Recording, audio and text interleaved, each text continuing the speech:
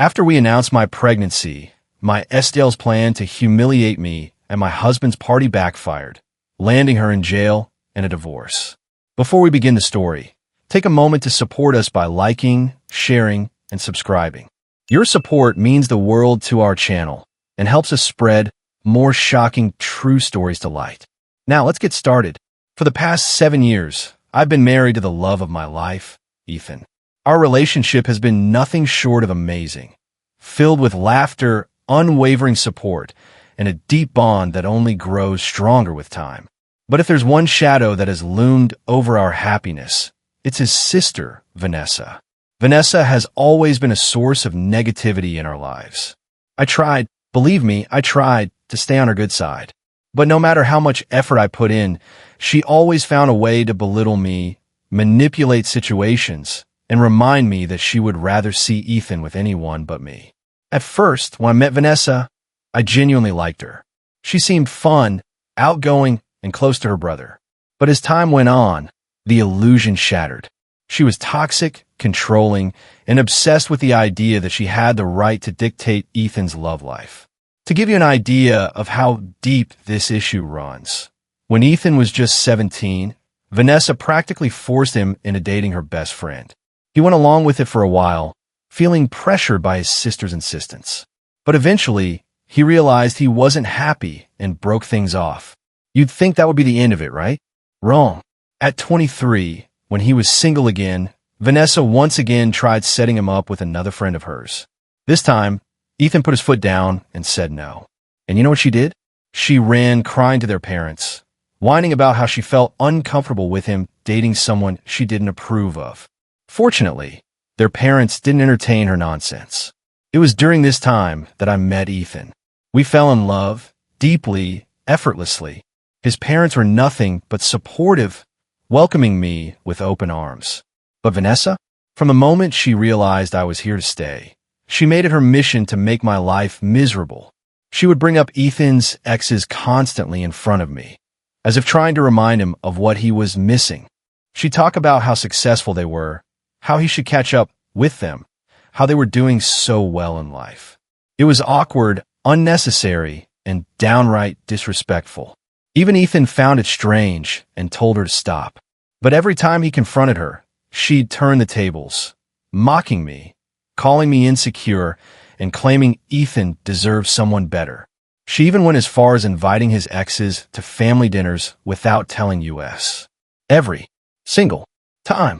Her excuse? Oh, I just happened to run into them today, so I thought I'd be polite and invite them over. It was clear Vanessa didn't just dislike me. She hated that I existed in Ethan's life. And this was only the beginning. The engagement that pushed her over the edge. Things only got worse when Ethan and I got engaged. When we announced our engagement, everyone around us was thrilled. His parents, my parents, our friends. It was a beautiful moment. Everyone clapped, congratulated us, and shared in our happiness. While almost everyone, Vanessa sat there in silence. No smile, no applause, just a cold, blank expression. And then, as if the weight of the moment was too much for her, she suddenly stood up and stormed out without a word. We were all stunned. But Ethan, knowing his sister's dramatic tendencies, just sighed and said, "I'll handle it later." Later that night, she called Ethan, sobbing hysterically. "Why didn't you tell me first?" she cried. "I'm your sister. I should have been the first to know. I shouldn't have found out with everyone else. I thought we were close." Her meltdown was ridiculous. It wasn't like we had kept it from her. We had simply made a happy announcement to everyone at once. But in Vanessa's mind, everything had to revolve around her. And then, just when I thought she couldn't get any creepier, she sent me a message. It wasn't just bitter, it was borderline threatening. She wrote, "You better treat my brother right. I've always been the only woman in his life. Don't think you can just take that spot away from me."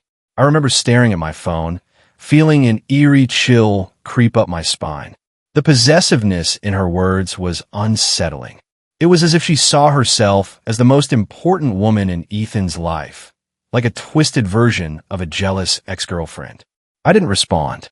I left her on read, and I know that must have infuriated her. From that point on, every time I saw Vanessa, she refused to acknowledge me. It was as if I had become invisible. But despite her silent treatment, she still inserted herself into all the wedding preparations. She was there when I went dress shopping. She attended my bridal shower. And at every opportunity, she criticized my choices. One day, while I was discussing centerpiece ideas with my future mother-in-law, Vanessa overheard and immediately jumped in with her unwanted opinion. "That's so tacky," she sneered. "Ugh, no class at all. This is why I wanted my brother to marry someone better." That was my breaking point. I turned to her, voice shaking with fury, and said, "You are not invited to our wedding." The shock on her face was priceless. Her eyes went wide, her mouth fell open, and for once in her life, she was speechless.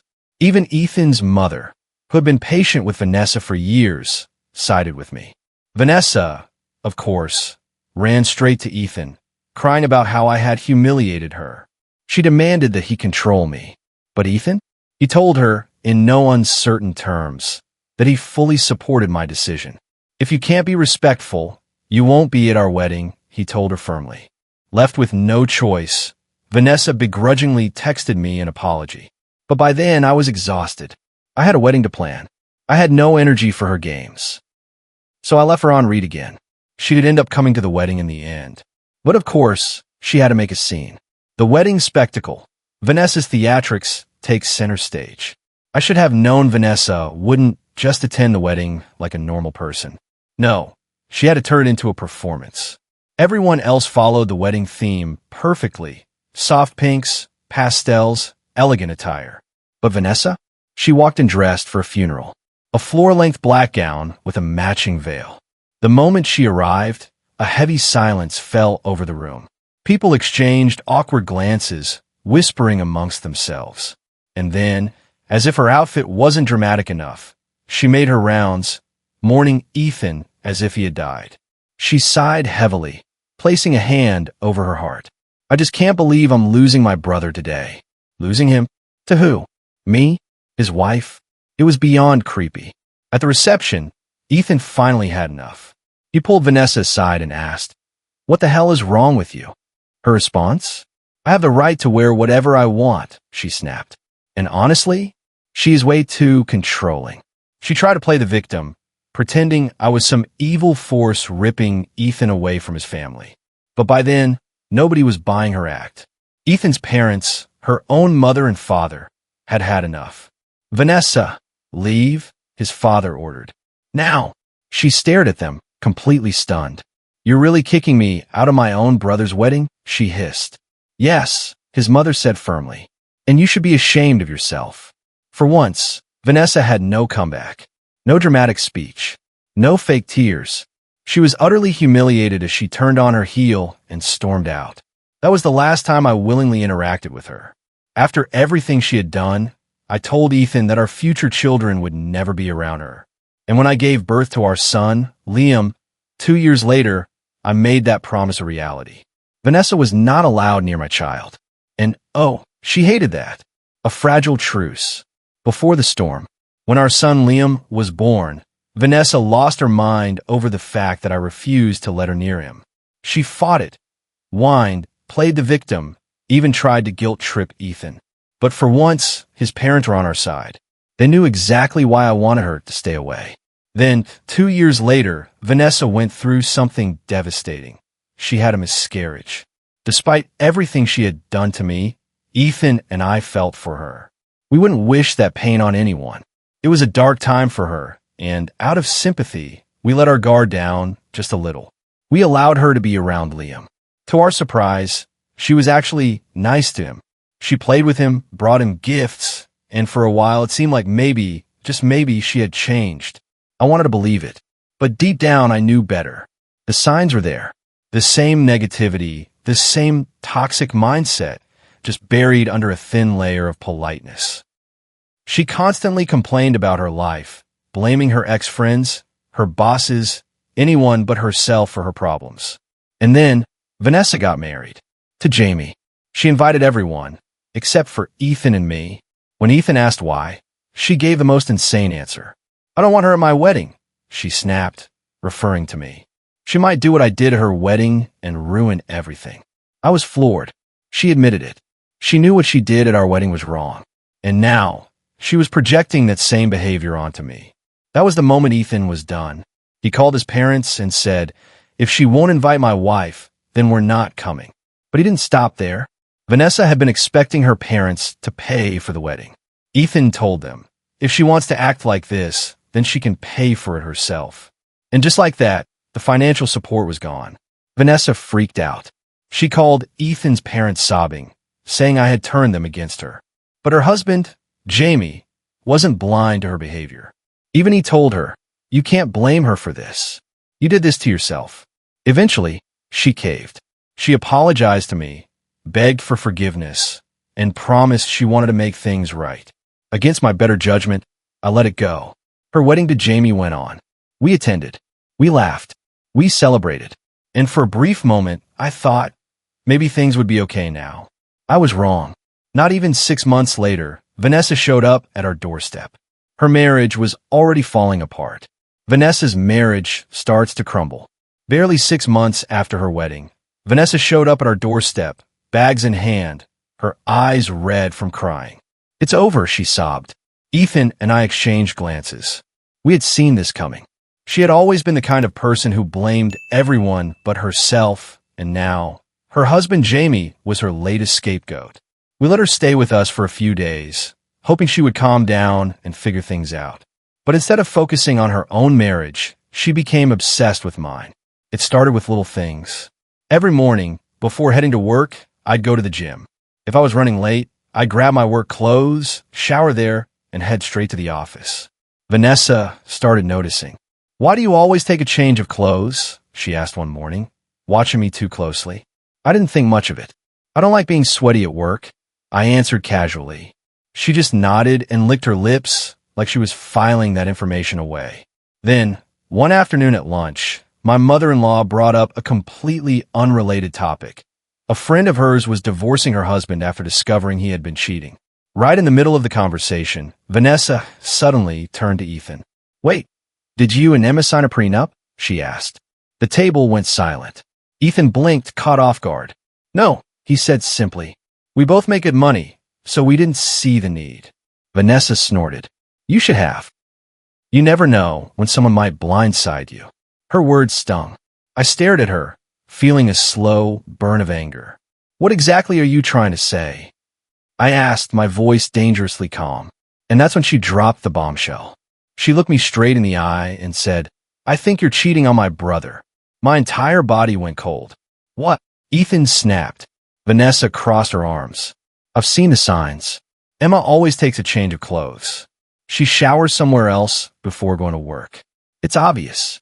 She's sneaking around behind your back." I was speechless. She was seriously taking my normal daily routine and twisting it into some wild accusation. Ethan's parents immediately shut her down. "Vanessa, stop," his mother said sharply. "You have no right to accuse Emma of something like that." But she wasn't finished. She leaned forward, voice dripping with venom. "Also, have you ever really looked at Liam? He doesn't even look like you, Ethan. Are you sure he's your son?" That was it. For the first time in our marriage, I saw Ethan snap. His entire face turned red, his fists clenched, and his voice dropped to a dangerously low growl. "You are not a mother," he spat. "And honestly, you don't deserve to be one." Vanessa's mouth fell open. The room went dead silent. Even Jamie, who had been sitting quietly the whole time, didn't say a word. Ethan wasn't finished. "My wife has done nothing but put up with your bullshit for years," he growled. "She's been patient. She's been kind. And this is how you repay her? By making up disgusting lies? By questioning my son's paternity?" Tears welled in Vanessa's eyes. But for once, no one comforted her. Even Jamie just sat there, silent, watching as she self-destructed. Vanessa ran from the table, sobbing. But Ethan didn't follow her. He turned to me, his hand shaking with rage. "I'm done," he said simply. And from that day on, we cut her off completely. The final betrayal, and a plan that nearly killed someone.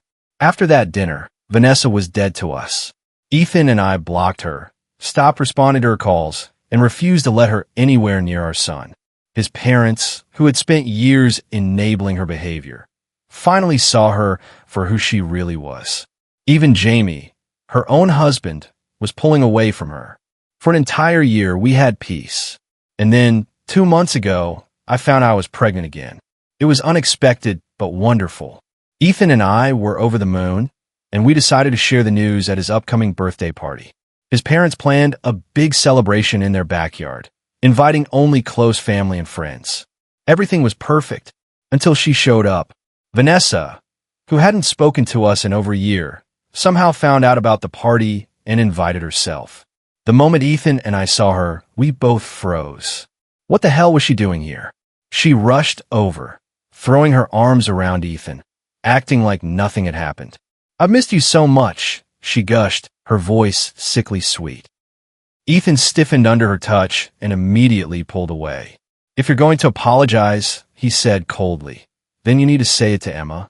Vanessa turned to me, putting on the most pathetic fake sorry face I had ever seen. "I'm so sorry," she said softly. "I've been going to therapy these past few months, and I've realized how awful I was to you. I don't expect you to forgive me, but I really want to make things right. I didn't buy a word of it, but this wasn't my party, it was Ethan's. And I wasn't about to ruin his night by making a scene. So I just nodded and let it go." Ethan's parents pulled us aside, whispering, "If you're uncomfortable, we'll kick her out right now." But Ethan sighed, running a hand through his hair. "No, let's just not make a scene." And so, we let her stay. She laughed. She socialized. She acted like she belonged there. And when it came time for Ethan's birthday speech, he spoke so beautifully about our life together that I felt like I was falling in love with him all over again. That was when we made our big announcement. "We're having another baby," I said, beaming. The crowd exploded with joy. My mother burst into tears. Ethan's dad hugged him tightly. Everyone was thrilled, except Vanessa. She froze, her face drained of color. And for a split second, I saw something flash in her eyes, something dark. But then, just as quickly as it appeared, she forced a wide, fake smile. "That's amazing," she chirped. I should have trusted my gut, because that was the moment she decided to ruin everything. The poison plate. Later that evening, as I sat back and relaxed, Vanessa approached me, holding a plate of food. "Let me get this for you," she said sweetly. "I want to make up for all the times I was awful to you." I hesitated. Vanessa had never done anything nice for me before. Ever. But with everyone watching, smiling, oblivious to what I knew about her, I took the plate. I almost ate it. But then, by sheer luck, I noticed something. Shrimp. I'm deathly allergic to shrimp. I stared at the plate, my stomach twisting. Vanessa knew about my allergy. There was no way this was a mistake. I placed the plate down, shaking my head. "Not today, Vanessa. Not this time." Just then, Jamie, her own husband, walked up to me, smiling. "Congratulations, Emma." We chatted for a bit, and then he glanced down at my untouched plate. "You're not eating?" he asked. I forced a smile. "Oh, I just noticed there's shrimp. I'm allergic." Jamie loved shrimp. So without thinking twice, he said, "No worries. I'll eat it." And before I could stop him, he grabbed a forkful of food and popped it into his mouth. 5 minutes later, he started choking. His face paled. His hands clutched at his throat. Then he collapsed. Everyone screamed. People rushed to help. Someone called an ambulance, and Vanessa dropped to her knees, sobbing. But I just stood there frozen, because I knew that plate wasn't meant for Jamie. It was meant for me. The aftermath. Unraveling the truth. As Jamie lay unconscious, chaos erupted around us. People were panicking, calling his name, trying to get him to respond. Ethan rushed to his side while someone frantically dialed for an ambulance. Vanessa? She was sobbing uncontrollably, but not like a worried wife. No, this wasn't grief. This was panic. Her eyes darted around wildly, like she was calculating her next move. And then she turned to me. "Emma, you gave him your plate, didn't you?" she asked, her voice trembling. I barely processed her words before she lunged at me. "Why did you give him your food?" she shrieked. "You did this to him." The sheer audacity of her accusation left me speechless. She was actually trying to pin this on me. Ethan stepped between us, his face twisted with rage. "Are you out of your mind? You gave him that plate. We all saw you. Vanessa's lips parted, her breath hitching. The mask was slipping. At that moment, the paramedics arrived, lifting Jamie onto a stretcher. Ethan and his parents went with him to the hospital, leaving me behind in pure shock. My mind raced. Had I just narrowly avoided being poisoned? Had Vanessa truly been capable of something this evil? That night, when Ethan returned from the hospital, his face was ashen. Jamie was poisoned, he said, his voice tight. My stomach dropped. The doctors had confirmed it. There was something in the food that wasn't just shrimp. Something far worse. That's when Ethan's father spoke up. We need to check the security cameras. I had completely forgotten. His parents had security cameras installed all around the house, including the backyard where the party was held. My heart pounded as Ethan pulled up the footage on his phone. There it was. Vanessa, grinning, walking up to me with the plate. Vanessa, watching closely as I was about to eat. Vanessa, freezing when I put the plate down. And then, the moment Jamie grabbed my plate, her entire body stiffening. Her eyes had widened. She had known. She had realized her plan had just backfired. Ethan's hands clenched into fists as he stared at the screen. She tried to kill you, he whispered. She actually tried to. He cut himself off, his breathing ragged. His mother covered her mouth in horror. His father's face darkened with pure disgust. There was no more doubt. No more what-ifs. Vanessa had intended to poison me. And instead, she had nearly killed her own husband. And now, it was time for her to face the consequences. Vanessa's downfall, the arrest. The next day, Ethan's parents made a decision. They took the footage to the police. When Vanessa was brought in for questioning, she didn't even try to deny it. She confessed almost immediately, bursting into tears. I didn't mean to hurt her, she sobbed. I just wanted her to suffer a little. I just wanted her to. She cut herself off, realizing what she had just admitted to. It was over. Jamie, who had been recovering in the hospital, was done with her. The moment he was well enough, he filed for divorce. Vanessa called her parents from jail, begging them to bail her out. But Ethan's father told her, in the coldest voice imaginable, "You are no longer our daughter." Vanessa completely broke. But no amount of tears, no amount of begging could undo what she had done. She was formally charged with food tampering, reckless endangerment, and attempted poisoning. She's facing years in prison. And the most insane part? She's pregnant. She was planning to announce it at the party, but when she found out I was pregnant, she snapped. She admitted to the police that she felt like I had stolen her moment, that she was sick of me always getting the attention, and that she just wanted me to be knocked down a peg. But her plan backfired in the worst way possible. She lost everything. Her marriage, her freedom, her family support. And now, she'll be giving birth behind bars. Moving on, the life we deserve. Ethan and I are safe now. Jamie is free and rebuilding his life. We still see him often. He's become like family. And best of all, a few months ago, I gave birth to a beautiful baby girl. Our son, Liam, is the best big brother. Our family is whole, without Vanessa's toxic presence.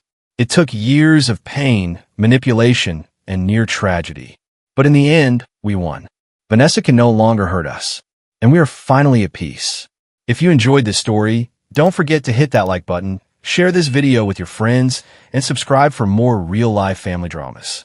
Let me know in the comments what you think about today's story. Was it fair or totally messed up? See you in the next one.